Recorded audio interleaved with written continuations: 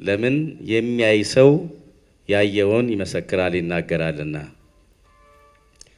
ስለዚህ ዛሬ ዓለም ብርቅና ድንቅ እያለ አይኑን አፍጥጦ እያየ እየተመለከተ አገርም ውስጥ ውጭ ዓለምም ሆናችሁ ያላችሁ ወገኖቻችን ኢትዮጵያውያን እባካችሁ እዩና መስክሩ፣ አይታችሁ ተናገሩ።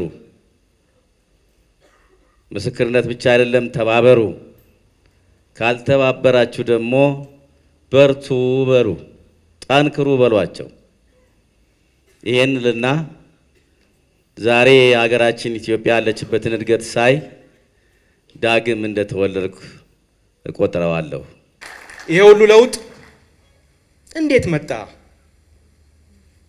ከለውጥ ወዲህ አዲስ መሬት መጣ እንዴ? ገንዘብ ሀብት ፈሰሰ እንዴ? ያው ህዝብ፣ ያው መሬት፣ ያው ባለ ሀብት፣ ያው ህዝብ እኮ ነው ያለው። ታዲያ ለውጡ ምንድነው? ራዕይ ያላቸው መሪዎች፣ አሻግረው የሚያዩ መሪዎች፣ ቁጭት ያለባቸው መሪዎች፣ ኢትዮጵያ ኋላ ቀር ደሃ ረሃብተኛ መባል የለባትም የሚል ከውስጥ የመነጨ እልህ ያለባቸው መሪዎች ፈጣሪ ስለሰጠን ነው። አመራሮቻችን ትላንትና ልናገኛቸው ስንፈልግ ከጸሐፊዎቻቸው ጀምሮ ደጅን ጠና የነበረው አሰራር ተገልብጦ ዛሬ አመራሮች ፈልገውን ሲፈልጉን ደግሞ የደሃ ቤት ለመስራት የጤና መድን ለሌለው ሰው የጤና መድን የሚወጣበትን መንገድ ለማማከር ይሄ እንደ ሀገር ትልቅ ለውጥ ያየንበት ሳናመሰግን የማናልፍበት በእውነት ከልባችን የተሰራውን ስራ የምናደንቅበት መድረክ ስለተሰጠን እናመሰግናለን።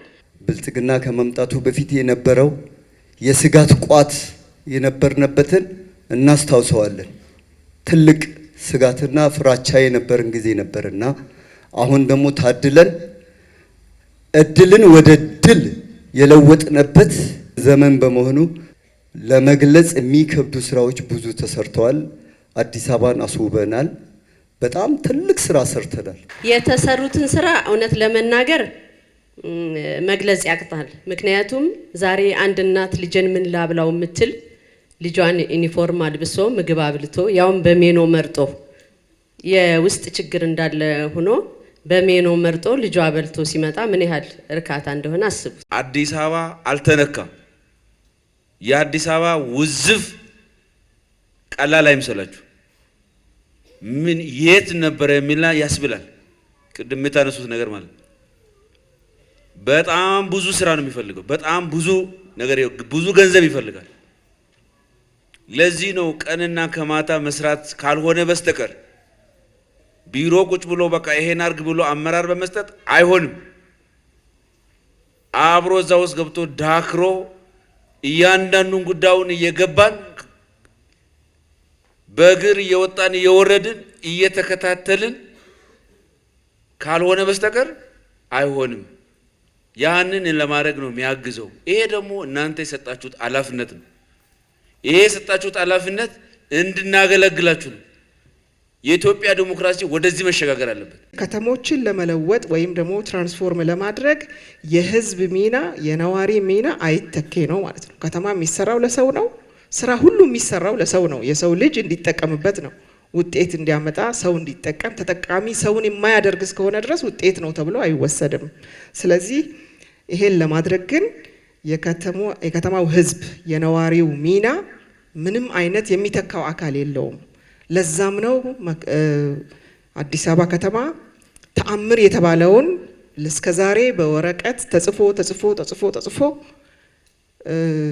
ለማስቀመጥ እንኳን ቦታ የታጣላቸውን ስራዎች ዛሬ በተግባር መሬት ላይ ለማሳረፍ የቻለው የሚል እምነት አለኝ። ኢትዮጵያን ብልጽግና ለማረጋገጥ ትልቅ እርምጃ የሚያስወስዱ ትልልቅ ፕሮጀክቶች ተጀምረዋል። ኢትዮጵያ ውስጥ 30 ቢሊዮን ዶላር ፕሮጀክት ተጀምሯል። በብር ስትቀይሩት በጣም ትልቅ ብር ነው።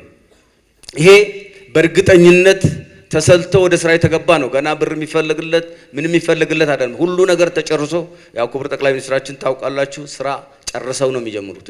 ጋዛችን አንደኛው የመጀመሪያው ፌዝ ወጥቷል። ሁለተኛው ፌዝ ከአንድ አመት ከምናምን በኋላ ይወጣል። ነዳጃችን ከ2 አመት በኋላ ይወጣል። አሁን ማጣሪያው ተሰርቶ ሲያልቅ የአፈር ማዳበሪያ ማምረት እንጀምራለን። ኢትዮጵያ ከአፍሪካ ትልቁ የአውሮፕላን ማረፊያ ይኖራታል። የቤቶች የመኖሪያ ቤት ችግር በመሰረታዊነት ይፈታል። ግብርናችን በትልቅ ያድጋል። አሁን ካለበት በእጅጉ ይዘምናል። ምርትና ምርታማነት ይጨምራል። ይሄ ሁሉ ተሰናስሎ በጋራ ሲናበብ ነው ኢትዮጵያ መበልጸግ የምትችሉ እና በሁሉም ብዝሃ ዘርፎች በግብርና፣ በማዕድን፣ በኢንዱስትሪ፣ በቱሪዝም እና በቴክኖሎጂ ሰፋፊ ስራዎች እየተሰሩ ነው ያሉት።